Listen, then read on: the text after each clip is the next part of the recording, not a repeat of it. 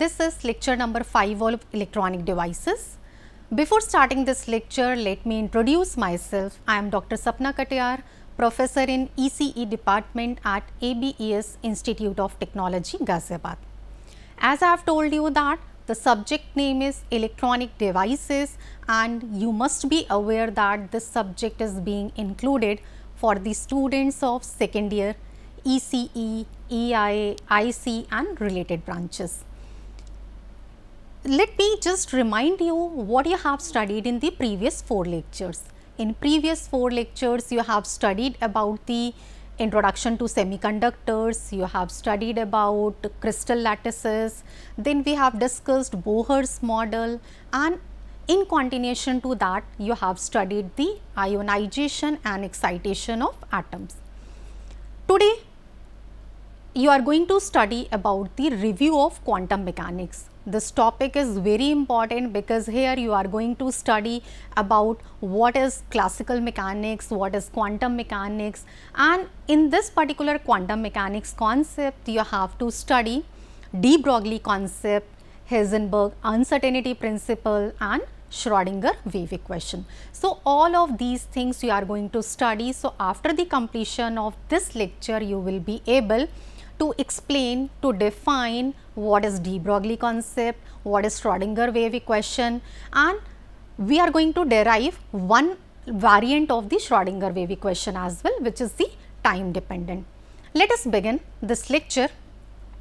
First, to understand what is classical mechanics. See, you always talk about the mechanics. With the term mechanics you are very well aware, but before going to the and before discussing the quantum mechanics, it must be clear to you what is classical mechanics or what is the difference between these two. Then only you can explain, you can define the quantum mechanics. So, classical mechanics, if you talk about, it deals with a very large dimension systems, means classical mechanics deals only large dimension systems.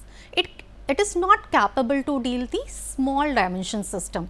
So, that is actually the major limitation of classical mechanics. At the same time, see, this point is very important as I have told you for the large dimension systems. Second point, it deals with the motion of objects under the forces, means at the macroscopic level. You can understand what is this macroscopic level. So, it deals with that type of object only.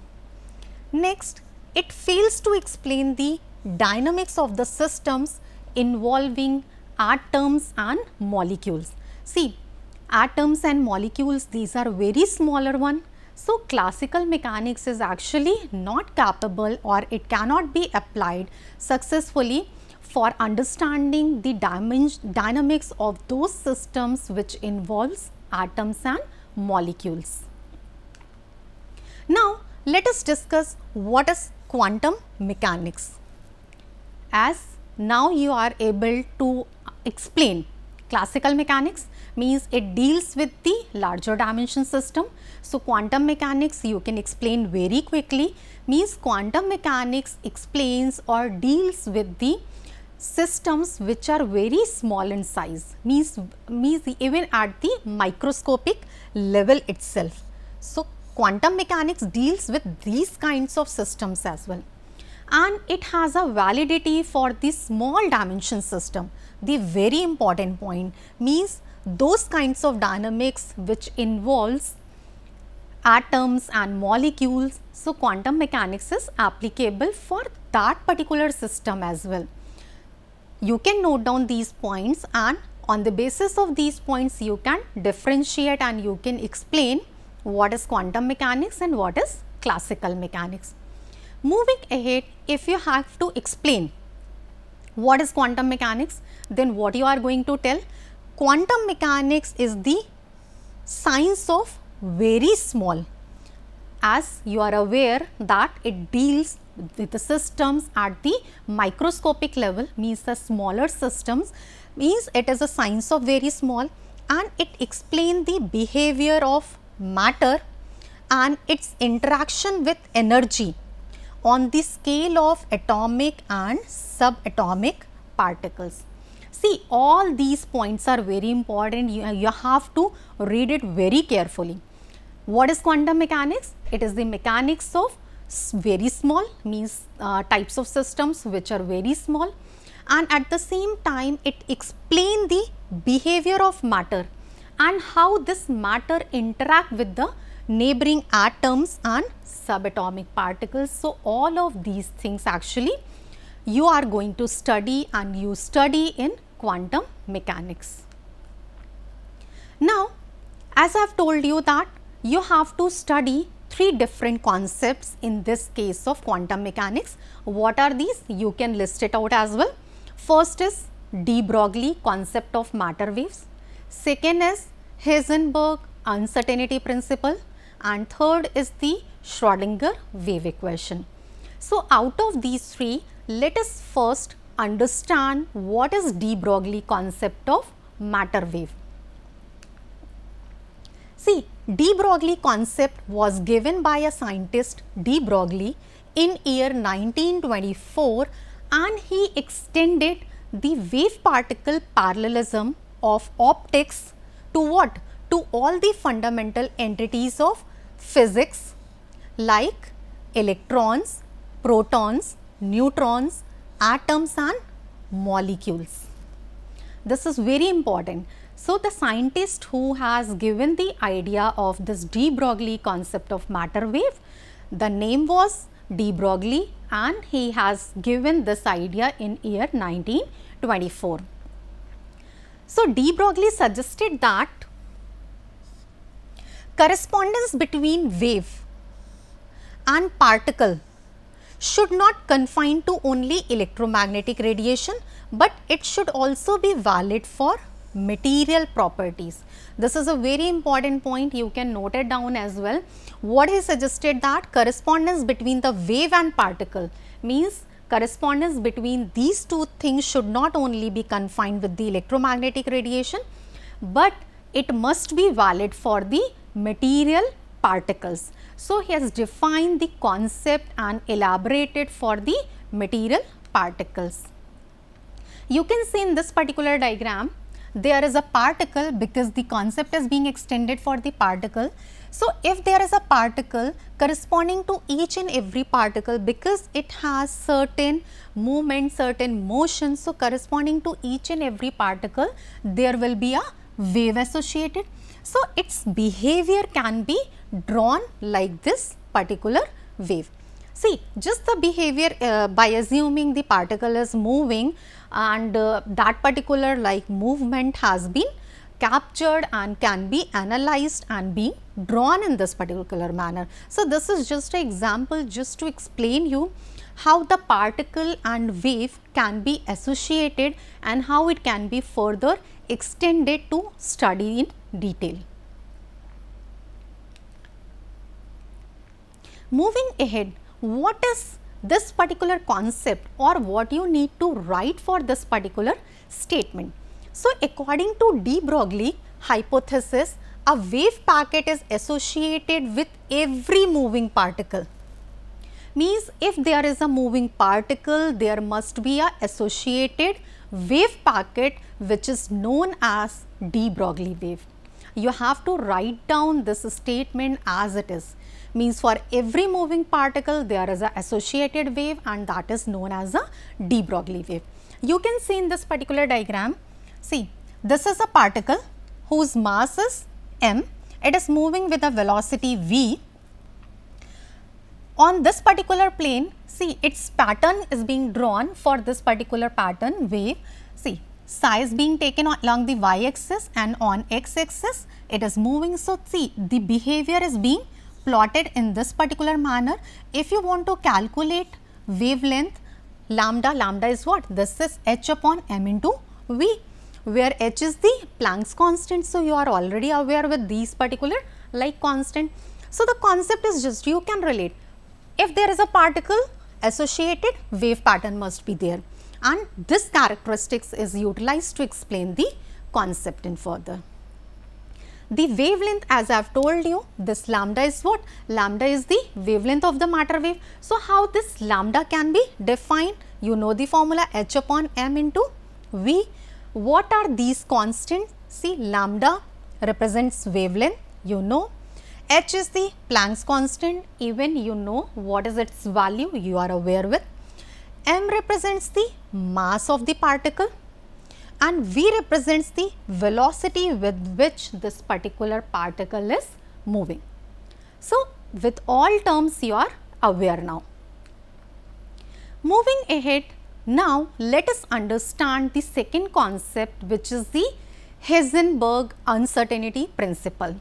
If you read the heading carefully, there are three terms: Heisenberg, then uncertainty and then principle. Means uncertainty principle is being given by a scientist whose name is Heisenberg, and that principle you have to understand.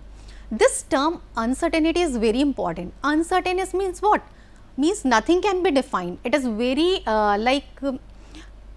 it cannot be predicted accurately. So, accordingly this particular concept you can understand very well. See, Wiener scientist is the name of a German scientist who has given the idea of uncertainty principle in year 1927, and this idea was very interesting. Actually, it is based on the direct consequences of a dual nature of matter. See, dual nature of the matter, and this principle is known as uncertainty principle. There are the other names also of this uncertainty principle. It is also known as Heisenberg uncertainty principle or indeterminacy principle. So, you may get a question on the basis of any of these three names. Even if you are getting a question like define indeterminacy principle, it means you have to explain the Heisenberg uncertainty principle or uncertainty principle. There are some important points, you must read it. See, in wave mechanics, if you talk about the wave mechanics, the particle is described in terms of what? Wave packets. Means corresponding to each and every wave, you can understand its behavior with the help of wave packets.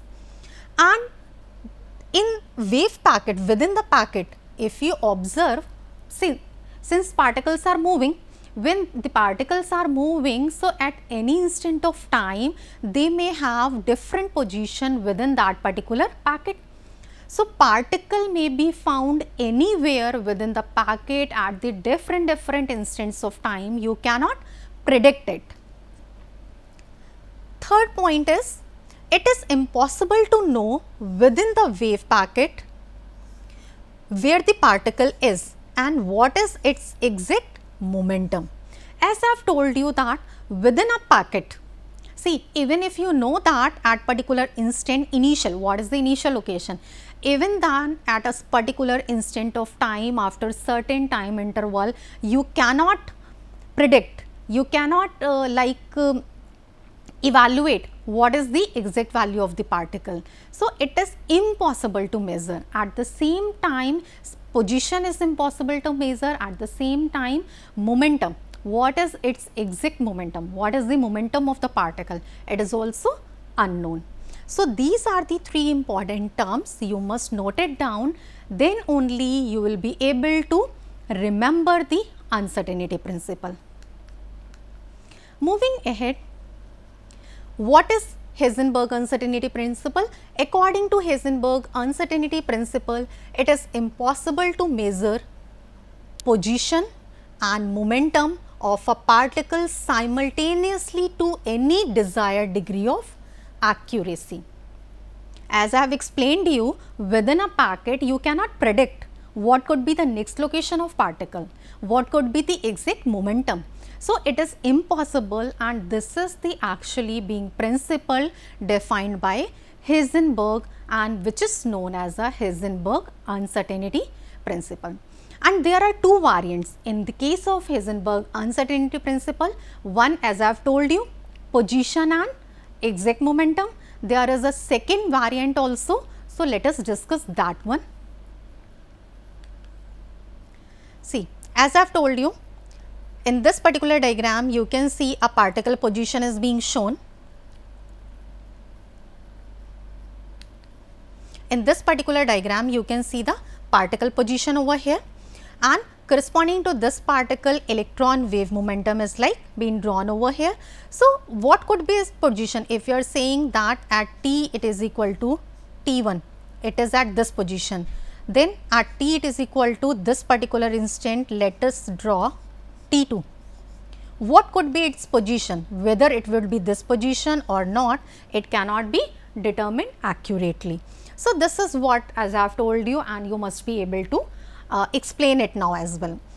One thing also I have told you that there are two variants. One, you are aware with the exact location, means position and momentum is being defined. So, this is what delta x into delta p, it must be greater than or equal to h cut. And the second variant for uncertainty principle is being defined by this delta E into delta T must be greater than or equal to h cut. So, this is the second variant. What are these terms? What is delta x? You can note it down in your copy. Delta x is the uncertainty in the position. Delta p is the uncertainty in the momentum. What is delta E? Delta E is the uncertainty in the energy, means the energy consists of which the particle is having, its exact value cannot be determined precisely. Delta T is the uncertainty in the time measurement as well. So, these are all the like variants and the terms being used to define the uncertainty principle. Don't forget to write these two variants. You must write both of these, then only you are getting to score full marks. Schrodinger wave equation. What is Schrodinger wave equation? See, you can relate it from the de Broglie concept. You have studied it, the de Broglie concept. If there is a particle, there must be an associated wave. Remember this point. And the concept of Schrodinger wave equation is extended from there only. According to de Broglie concept, as I have told you, moving particle is associated with wave, and if a particle has wave properties, there must be a wave equation to describe the behavior. So, if there is a wave which is associated with a particle, means wave can be represented mathematically, means there must be a equation which will describe the behavior of the wave, and the wave equation was actually developed by Schrodinger and it is known as Schrodinger wave equation. So, the de Broglie concept, you can remember particle and associated wave, and for that associated wave the wave equation must be there, and that wave equation is known as Schrodinger wave equation. There are two variants of Schrodinger wave equation. You will study it in this lecture itself. See, Erwin Schrodinger is the name of the scientist who developed the Schrodinger wave equation, and he has been awarded with the Nobel Prize in year 1933. So, you can note down this point as well. Erwin Schrodinger, who has developed this, he has been awarded with the Nobel Prize in year 1933. Now, as I have told you that there are two forms of the Schrodinger wave equation. One is time dependent Schrodinger wave equation and the second is time independent Schrodinger wave equation. So, both of these equations have importance in various like applications and fields, but in this lecture we will derive one equation, one Schrodinger wave equation, which is the time dependent Schrodinger equation. So, I hope now these points are clear to you, and further I am going to derive the Schrodinger wave equation. You must note down each and every point in a systematic manner so that you can remember and you can understand it very well. See, while deriving Schrodinger wave equation, which is time dependent, you must write down that there are certain assumptions have been taken. There are certain postulates, because until unless you are not remembering, you are not like note downing all these points, it would be difficult to explain. So, what is this Schrodinger wave postulates which is used for the Schrodinger wave equation derivation? Each particle in a physical system is described by a wave function. See, wave function is being denoted as psi xyz t because we are deriving the time dependent. This function and its space derivative. See, what is the space derivative? Del psi upon del x plus del psi upon del y plus del psi upon del z. What is the property of this space derivative? It is continuous, it is finite and it is single valued. So, this is one postulate which is very important, and the second is classical quantities must be related with abstract quantum mechanical operators. Means whatever the terms you are writing in classical manner, the classical quantities, here you have to relate it with the quantum mechanical operator. Need not to write into a classical manner, then only you are going to derive it in this particular form. Third is the probability of finding a particle with wave function. Wave function is what? Psi. In the volume, this volume is given as dx, dy, dz. This particular thing is what? Psi star psi dx, dy, dz. And what is this product term? Psi star into psi. This is a normalized one. This is normalized one. Note it down as well. And wherever you are using the constant k, what is that particular term k? K defines the wave number over here. So, these are all the three postulates. There are certain assumptions also being taken, some of we will discuss in between this particular derivation, but these three are very important. Now, let us consider a complex plane wave. Complex plane wave is being written as psi, variation is xt, this is equal to what? A e raised to the power I kx minus wt. You know k is the wave number. Now, let us differentiate it because you need to get certain values for the differentiation first order, partial differentiation second order with respect to t and x. So, let us do that. So, now taking the derivatives, what is del psi upon del t? See, here derivative is being taken with respect to the t. So, what would be this term? A e raised to the power I kx minus wt. Kx will be the constant in this particular case because you are taking the derivative with respect to t. So, it would be what? Minus of w. So, this term would be minus I w a e raised to the power kx minus wt. Accordingly, you have taken the second order derivative with respect to the x. Its value is what? Minus k square a e raised to the power I kx minus wt. Let us write it as, for simplicity, we have written this particular term a e raised to the power I is what? Psi xt. So, this is minus I w psi xt, this is minus k square psi x comma t. So, just you have simplified this over here. Now, the classical equation for the energy of the particle can be written as what? What is the classical equation of the energy? Energy, which is the total energy, that is the sum of the potential energy as well as the kinetic energy. And how the kinetic energy term could be written over here? Kinetic energy is what? 1 upon 2 m into v square. See, what is E? Total energy, the sum of kinetic plus potential. Kinetic energy is being written as mv square upon 2, and you know that P is what? Momentum, which is equal to m into v. So, you have written E as what? P square upon 2m plus v of x. Just you have substituted in this particular equation, m into v is what? P. So, this term would be P square upon 2m. So, this is how you have written the equation for the total energy from assuming the classical mechanics concept. The total energy is the sum of the potential as well as the kinetic energy. Moving ahead, you know that P is what? 2 pi h cut upon lambda, you are aware with, and what is k? K is 2 pi upon lambda.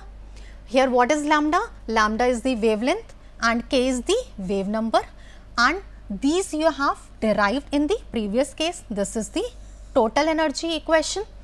So now how to express it more? What would be this k? You can see from this and this 2 pi upon lambda is what? K. So p would be what? K into h cut. So k would be what? P upon h cut. Therefore, you can write del 2 psi upon del x2 is what? See, this is minus k square psi xt and k is p upon h cut. So from here you have written this. I hope now this point is clear to you, how you have written this particular term. Now, what you need to do, you have to manipulate this psi xt to the Hamiltonian we get. So, now just multiply this equation with psi xt. So, what you have written, p square upon 2m psi xt plus vx into psi of xt. Just you have multiplied it with psi of xt and you have written into this form, and this above equation can be written as what? See, E of this is what? Minus h square upon 2m. From this particular term you have manipulated. What is psi xt? From this equation, this is what? So, minus h square upon 2m del 2 psi upon del x2 plus vx into psi x comma t. And we already know that the energy wave of a matter wave can be written as what? E is h cut into w. Note it down this point as well. Now, you can see this term we have taken from the previous slide. You have derived it by multiplying it. So, now you can see what is E times psi xt. This would be minus hw upon I w psi xt, and if you combine the right parts of these two, this one with this one, what you can write? Combine it. See, this right part from here you have written minus h square upon 2m del 2 psi upon del x2 plus vx into psi x comma t, and this right part of over here, see this, there is a term minus pi. So, minus I. So, what you have written? I h cut del psi upon del t. So, just you have combined the right hand side parts from the two equations which you have actually derived, and both the terms are like representing the same thing, same value. This is the derivation of Schrodinger wave equation, or you can say that this is time dependent Schrodinger wave equation. So, I hope now you will be able to explain it. Some of the important points which you need to remember whatever you have studied in today's lecture. See, in classical physics, matter was described by a Newtonian mechanism, while light was described as waves. Classical mechanics has the validity for large dimension systems. Quantum mechanics deals with the behavior of objects at microscopic level, means quantum mechanics deals with the very small things, very small objects. And according to de Broglie hypothesis, if there is a particle, there must be a wave associated with it. Uncertainty principle is also known as Heisenberg uncertainty principle or indeterminacy principle. And according to Heisenberg uncertainty principle, it is impossible to measure the position and exact momentum of a particle at any instant of time. The wave equation which was developed by Schrodinger is known as Schrodinger wave equation, and the scientist who has invented this has received the Nobel Prize for this as well. And there are two variants of the Schrodinger wave equation. One is time dependent Schrodinger wave, another is the time independent Schrodinger wave equation. And in this lecture itself, we have derived for the time dependent Schrodinger wave equation. We have considered certain postulates. If you remember all those postulates, and just you have to write down a complex equation, you have to take the derivative. With certain manipulations, you will be able to derive this particular equation very well. Thank you so much for watching this video.